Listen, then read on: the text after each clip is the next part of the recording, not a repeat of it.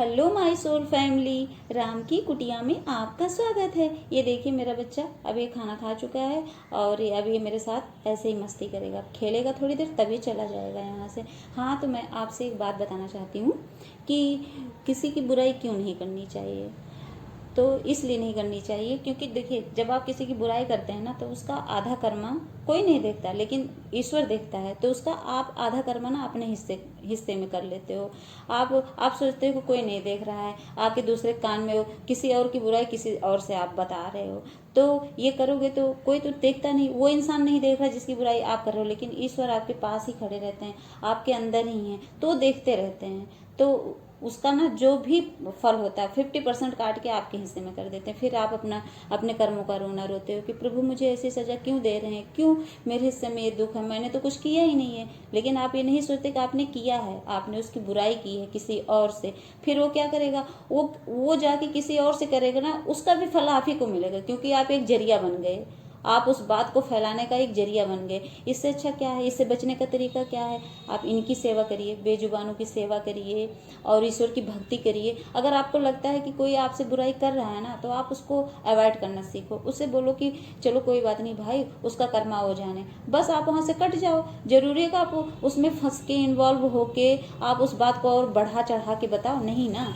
अगर आपको भी नहीं करने का मतलब मन करे तो आप सीधे आके भगवान की भक्ति करो, भगवान के पास बैठ जाओ और ईश्वर से कहो कि हे प्रभु, इन सब चीज़ों से मुझे हमेशा बचा के रखो, प्रोटेक्ट करके रखो प्रभु, क्योंकि मैं नहीं इसमें फंसना चाहता या चाहती। तो आप भगवान का नाम जाप कर लो, उतनी देर राम नाम जपो, पूजा को हनुमान चालीसा पढ़ लो, ओम का जाप कर लो, कुछ भी करो।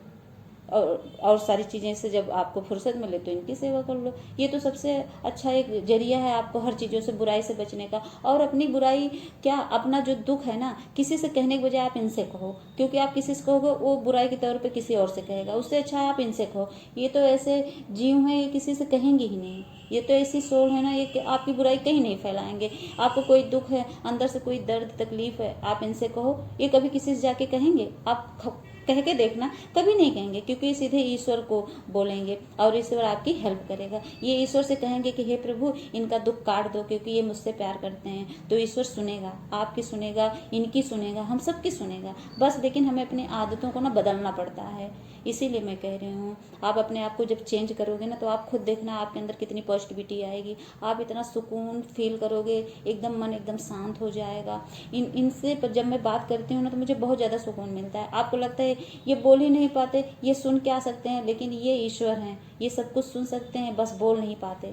ये हमारी बातों को, ये ऐसे मतलब एक्टिविटी करते हैं कि आपको लगता है अवॉइड कर रहे हैं आपकी बातों को, नहीं, ये सब सुनते हैं, ये आपको दिखाते हैं। ये ईश्वर की एक माया है कि आपको लगता है कुछ नहीं सुनते, लेकिन ये सब कुछ सुनते हैं। इनकी आंखों में देखिए जरा, आपको प्यार हो जाएगा इनसे।